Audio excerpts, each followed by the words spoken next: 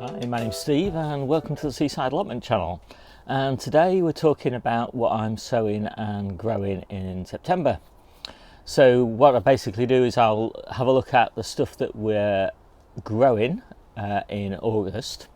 I think basically things that we sowed in August and late July. So those are seedlings that we've either just planted out or we're waiting to plant out in a few weeks' time.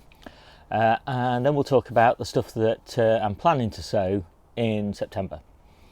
And I've got to say, this is such an exciting and important time of year, because the stuff that we're sowing now and that we sowed a few weeks ago, and that we're sowing in September, this is the stuff that we're going to be eating all the way through until kind of March, April time, and even into May really, with some of the overwintered brassicas. So it's an incredibly important time. And you do need a bit of, you need a polytunnel, which is sitting now, or coal frames, or hoop tunnels, or fleece, or some sort of protection. And I'll do a video about these different ways of protecting things later. But yeah, I mean, it's just so important. And if you're like me and my family, where we're self-sufficient in veg, it's just great. And the other thing is, just financially, it's incredibly rewarding. So obviously it's fantastic to eat all your own food and to have something interesting to do over winter and to keep the allotment tidy and productive and all. It's all loads of benefits of growing over winter. But just financially, it's just really fantastic. I mean, we just harvest, so many thousands of pounds worth of food, and it's a bonus. Many people don't actually grow over winter, and I think that's a perfectly valid choice. Some people just like a rest. Some people believe it's important to rest the soil and all of that sort of thing. The philosophy I take is I like to have something, living roots in the soil all the time. In my view, that's the way nature intended it. And so you've got to do some work on the soil to make sure that it's, you're not exploiting the soil. You're putting as much back in as you're taking out and all that sort of thing. But by having living roots in the soil all the time, you don't get any soil erosion. You make sure the beds are constantly hydrated, and you just, as I say, extracting value. And it's quite interesting really to see just how much of the total harvest value that we take occurs in winter and early spring. And I would say, just off the top of my head, that it's probably somewhere in the region of 30% of the total harvest value. And typically speaking, I think we're on track for about £10,000, maybe £9,000 this year. Something like that. So we're talking about £2,000 to £3,000 off the three allotments that I do the planning for and the tracking for, which is my wife's, my daughter's and mine. And if you take the total growing area on those three plots, it's about 250 square metres. So hopefully that gives you some sort of a way to translate that into your own plot size. But that £3,000 is hugely beneficial. I mean, it's a nice chunk of money to have, but it also kind of frees you to invest without guilt in your allotment plot. It means that you can make it easier to work by putting in raised beds. It means that you can, put wood chip down on your paths so that you don't need to walk around in Wellingtons all the time, and you can just walk around in trainers. It means that you can invest in coal frames and hoop tunnels and things like that, which gives you, early and late harvests. And, just generally means that you can make life easy. I mean, I for example, invest quite heavily in mulches. I probably spend across the three plots, we probably spend, let's have a think about it, maybe as much as £150 in mulching materials. Mostly we're using something like spent mushroom compost or horse manure or something like that, but we've also composted wood chips for that purpose. And and that just dramatically reduces the workload for weeding, as well as nourishing the soil and reducing evaporation, and therefore reducing the amount of watering we need to do. So I really do recommend growing over winter. But that said, there are some downsides to it.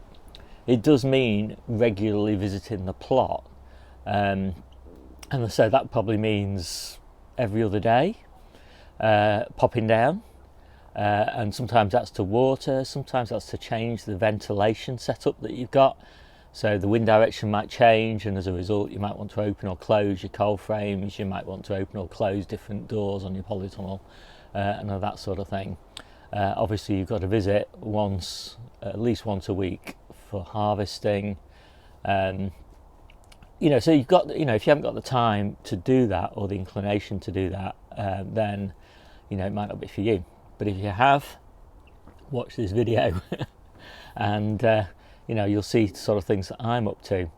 The other thing is, if you're an experimenter like me, it's fantastic. Everybody knows basically how to grow stuff in summer. I mean, or in the optimum seasons, you just look on the back of the seed packet pretty much, or open any gardening book, and it'll tell you this is how to grow carrots, this is how to grow cabbage, this is how to grow spinach, whatever it is. But there's not very much that tells you what to do if you want to harvest fresh carrots in March and April, for example. There's not much that tells you what to do if you want to be harvesting spinach in December and January. There's not much that tells you how to keep your lettuces going so that you're harvesting those in January and February. There's just, peas in April, runner beans in May, all of these sorts of things. So there's just a fantastic opportunity to experiment and find out what works for you. And I love that about overwintering. It's not just sort of the grim picture that you get of, slogging through winter, trying to eke out some, pitiful harvest to keep you going or something like that. That's just not the way I see it at all. It's just a fantastic playground to do things that other people aren't doing, to learn what you can, push the boundaries. For example, this year I'm trying to get new potatoes every month of the year. And it's just fun. It's just fantastic fun to do that. But it also means that we just have this incredibly rich diet. Obviously, we've been preserving all the way, and we're preserving like crazy at the moment. So we've got an amazing selection of preserves. But we don't just fill the fridge, the freezer with frozen food and eat like everybody else does.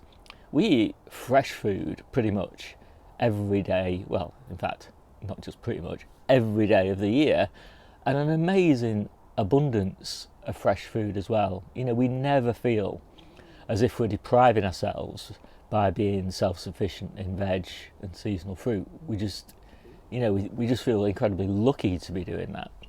And so that's enough rambling, I think.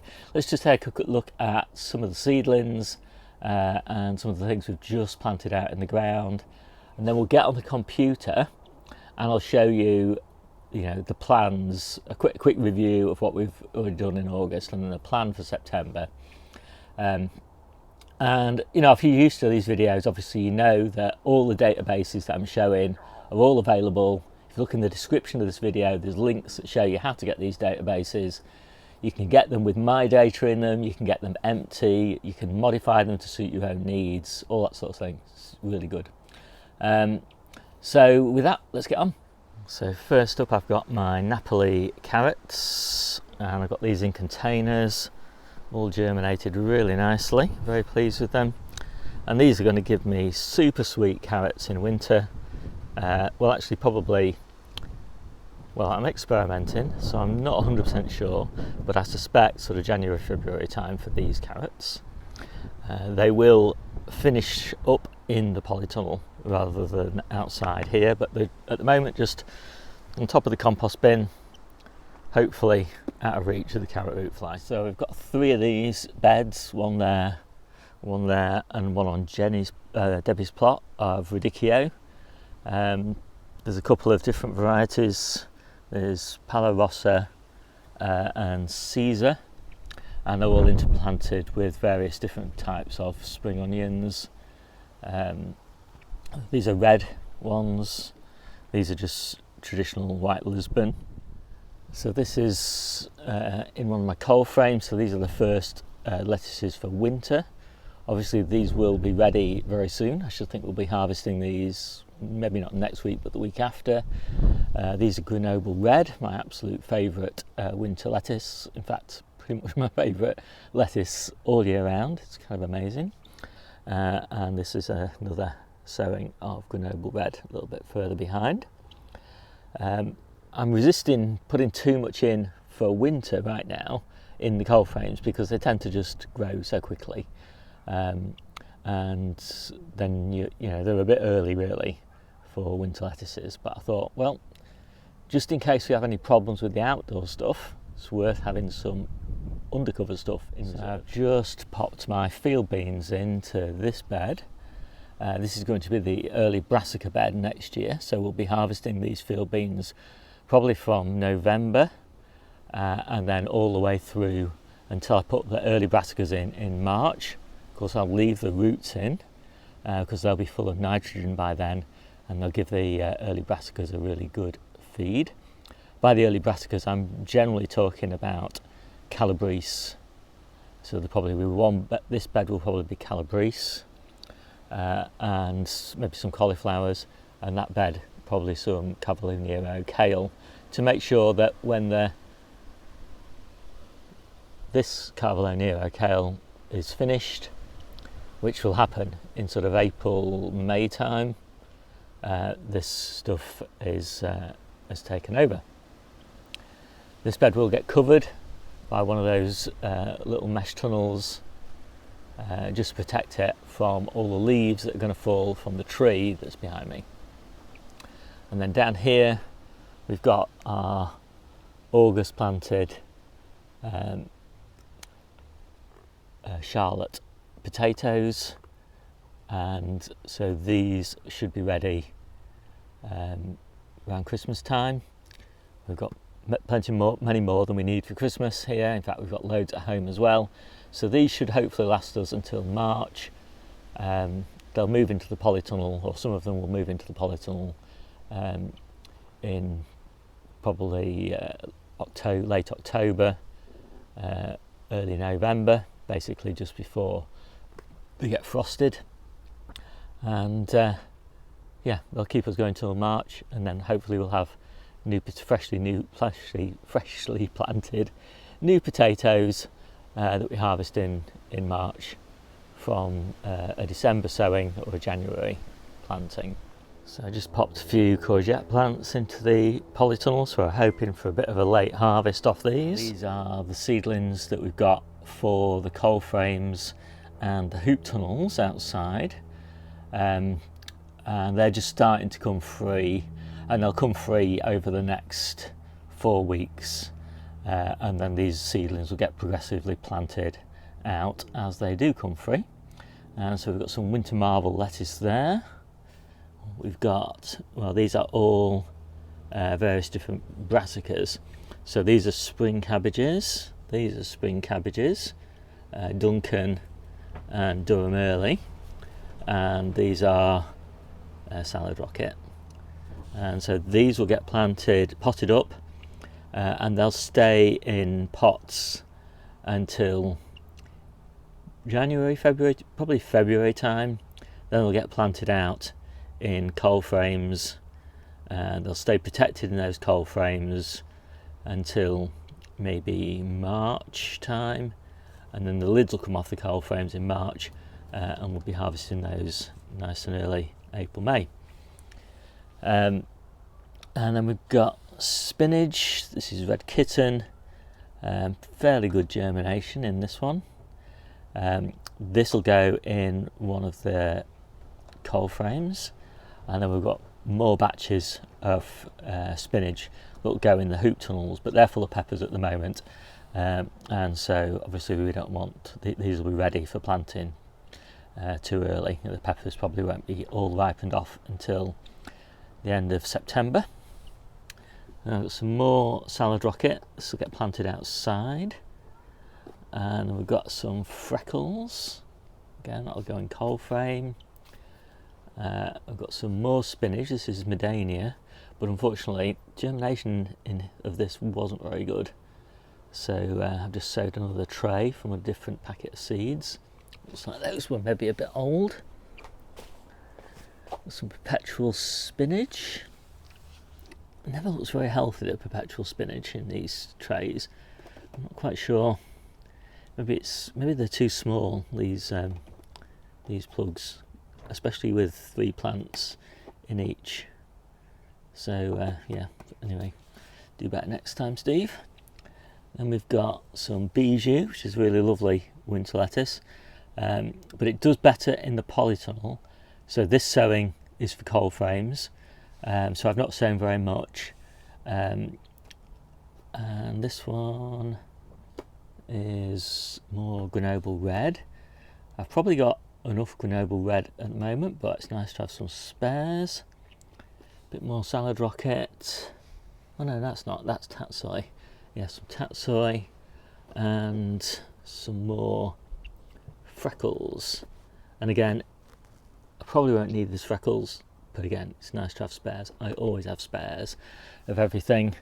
Costs a couple of pence for the compost and nothing for the seeds effectively, because you always get too many seeds. So spares are kind of vital. Things go wrong, and doesn't take much, like just forgetting to open the polytunnel on a really hot day, and I can lose a lot of this stuff. So it's nice to have some spares. And as I say, these are cold frames. All the ones for the polytunnel will be sown in the next week probably, because obviously I don't want them to mature until October time. So about now is about right. Things are slowing down a bit, so give them about 4 or 5 weeks to mature, and then they'll be going into these beds in the polytunnel, and these beds as well, once all this is cleared at the very beginning of October. So I'm going to pop home in a minute and I'll show you the stuff that we've still got at home. There's not that much of it, but it's still worth having a quick look. I'll also show you my peppers and tomatoes. Now I'm currently experimenting to try and get tomatoes late in the season. So last year I used Red Robin and I planted those back in sort of June, July time, probably July time. So they're nice little plants now, and we were still eating those Red Robins in mid-January, and then I took cuttings off them and we grew those cuttings into new plants, and we were eating tomatoes off those plants in April.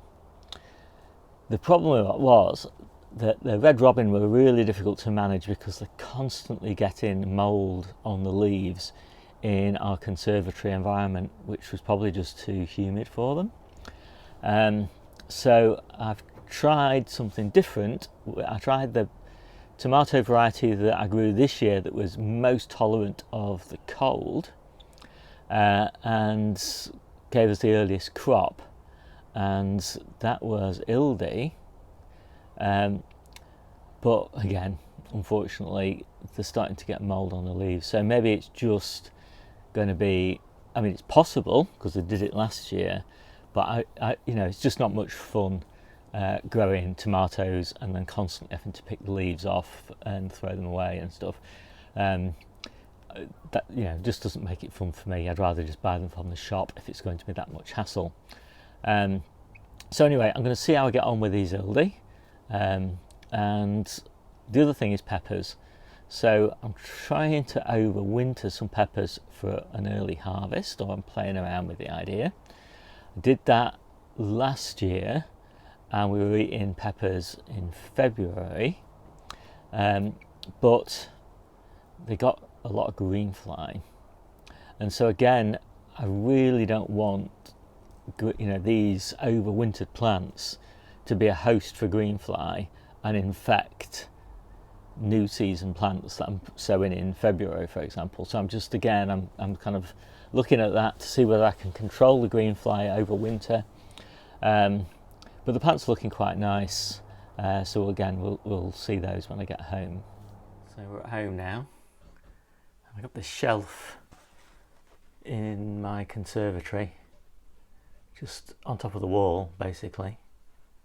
And so it's a pretty good little place for growing seedlings. Let's have a quick look. So we've got some Tessie, and this is a favourite.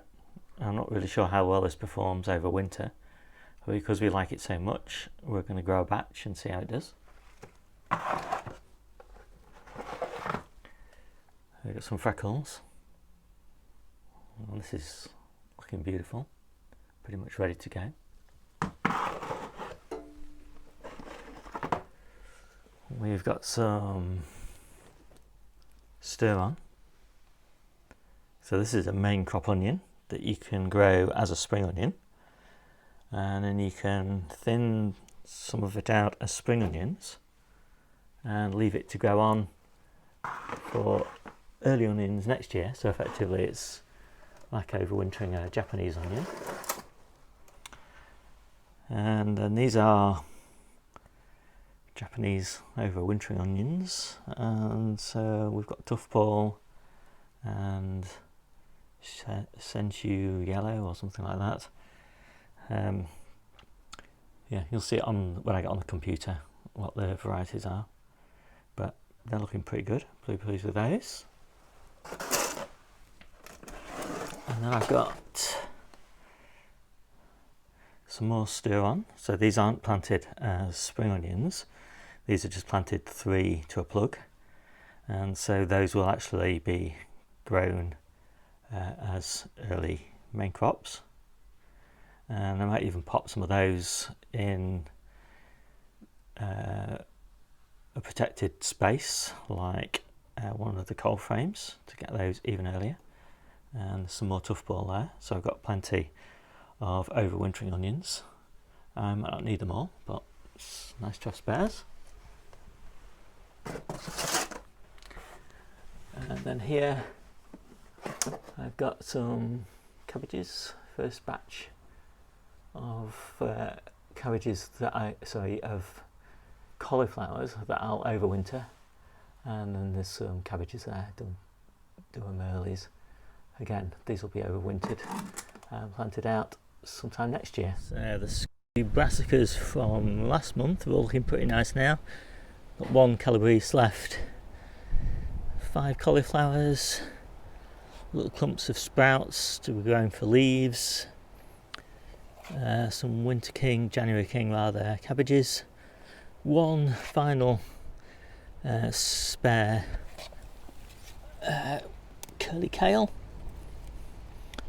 and that's just in case we lose one to cabbage root fly. We've lost a few, so it's nice to have spares. And then most of these are the brassicas for the polytunnel.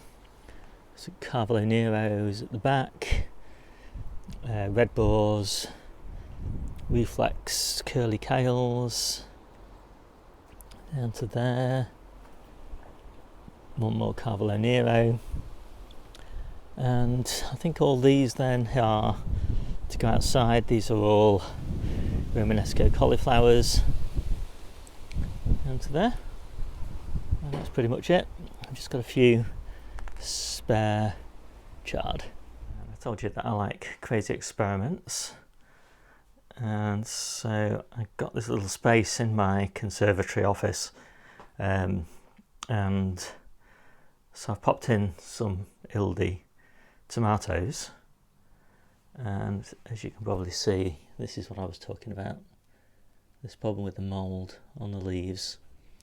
And so if I can't find a fix for that that's simple and easy, because I can't be bothered with faffing around too much, then I'll probably take those out in a few weeks' time. But it was an interesting experiment nonetheless. It's possible that I might take some side shoots off them and keep the side shoots going over winter. we'll see how that goes. And then I've got some peppers, and I'm pretty pleased with these. I think I've got 6 plants, and again they're just a little bit of an interesting experiment to see how things go. Okay, so we're on the computer, and we'll start off just quickly looking at the first harvest for this month. So we harvested our first Picasso potatoes, and actually we were really pleased with those. The yield was excellent. We also harvested the Rudolph, and the yield on those was not very good at all. Yeah, and tomato wise, we harvested the first indigo pear drops. I really like those. The Ailsa Craig onions, those were excellent. And these are the Calcott onions, and they were pretty good as well, although subsequently some of them haven't kept very well, which is an issue because they get planted out in October to create these kind of leek-like onions. Red ruble kale, that's been a real hit with everybody. We use that in the salads and the smoothie mixes. And finally, we've got a plentiful supply of beans. The Cobra have really kicked in, and they're going strong. And our main crop, runner beans as well. We got our first big harvest of those main crop in August, although we've been eating those in May because we had started a big pot in the polytunnel. And then the peppers, all of the peppers are starting to come in now.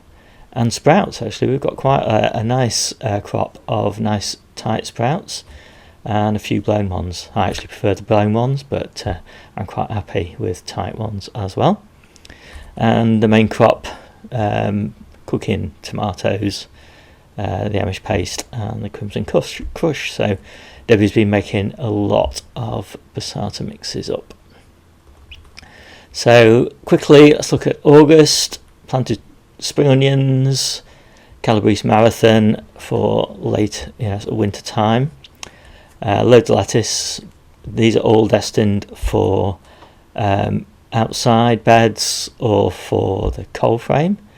So Bijou, Grenoble Red, some perpetual spinach, sprouts in little clumps grown for leaves. That's one of my signature things. Freckles, which is a great winter lettuce. Marvel of Winter, I think that is, which is we had that in the spring. We haven't had any of it over winter, so it's an experiment to see how well it does actually over winter. Grenoble Red, which is our mainstay winter lettuce. Roxy, which does well into sort of late November, and I'm hoping to grow that in the polytunnel as well, actually in the heart of winter, December and January.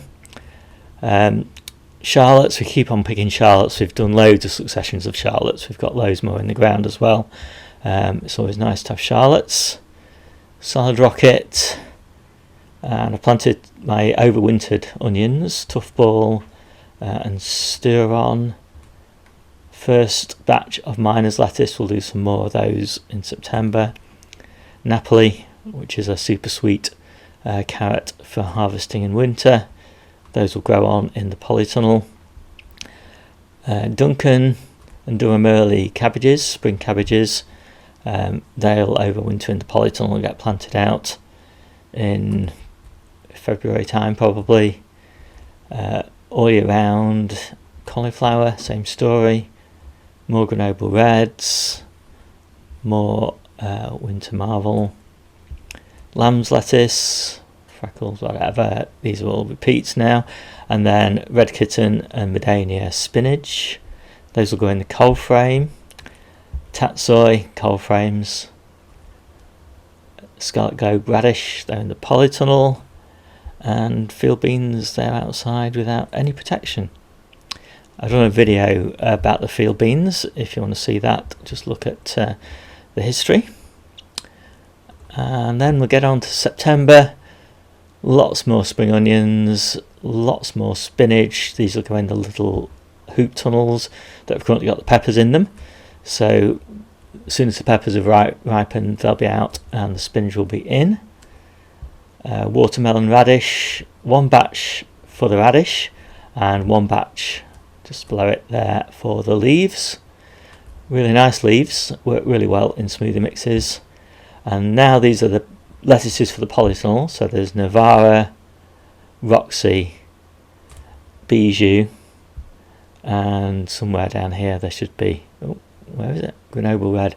So I've obviously missed that one off, but definitely Grenoble Red for the polytunnel. That will be the main lettuce. 50% of the polytunnel lettuce will be Grenoble Red. Another batch of lamb's lettuce, Mizuna, second succession of spring cabbages. This is just the Duncan one. And then overwintered brassicas. Again, this is the second succession. So these will be harvested sort of April-May time. Marathon, all year round, Romanesco cauliflower, and snowball. So that, I think, is pretty much it. And as I said, it's an exciting time. There's some lovely food here. I'm really looking forward to getting it planted and getting the polytunnel transitioned over. It's kind of a milestone then, because that's the last thing that gets transitioned over. All the beds for things like the onions and the garlic, overwintered onions and garlic and all that sort of thing, all of those beds get prepared in October as well. Sorry, in September as well, ready for planting in October and November. So that is pretty much it. So I hope you like this video, and I'd really like it if I got a bit of feedback on what you're growing over winter, things that maybe I've not considered that you've had a lot of success with. We are in zone 8, I think, equivalent in the US, so it's not incredibly cold here. It gets down to, say, in a typical winter, sort of -5. In an extraordinary winter, probably -8 or 9, something like that. We probably only have 30 frost days over the whole of winter, maybe a little bit more. I didn't actually count it last year, but it's not an incredibly taxing environment, but it is very windy here, and most of what we do in terms of protection is actually protection from the wind rather than protection from the cold. So you'll find that a lot of my cold frames and the polytunnel are vented. The doors open or the cold frames are partly open for most of the winter. Obviously I will be putting fleece down occasionally and things like that, but on the really bad days. The other thing is it's quality. So although it's possible to keep crops growing through winter, if you're picking them for harvest all the way through winter, the quality's got to be high enough that you think you're still getting better than you can buy in the shops. And that's often the challenge, especially with, say, salad leaves, that you can have salads, you can have lettuces that's still alive, but you really want to eat the leaves. Are they really that sort of top quality? So that's where the fleece generally comes in. Is it just provides that extra bit of protection to keep the quality higher. And then there's losses as well, that the constant freeze on freeze, and the sort of damp environment, probably the combination of both of those two, but I've never done any scientific experiments, so I can't be sure, does result in some rotting of the stem of lettuces.